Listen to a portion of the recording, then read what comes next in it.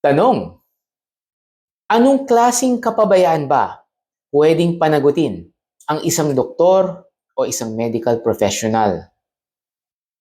Ang sagot, hindi lahat ha. Meron tayong tinatawag na res ipsa loquitur. Ibig sabihin, sa Latin yun, the thing speaks for itself.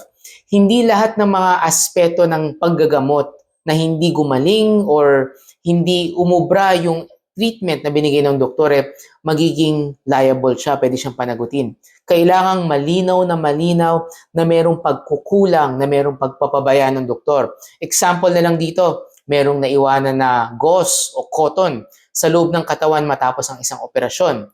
Yun, the thing speaks for itself. Malinaw na may kapabayaan. Or, ang gagamutin dapat yung kaliwang paa, pero ang ginamot yung kanang paa na wala namang diferensya.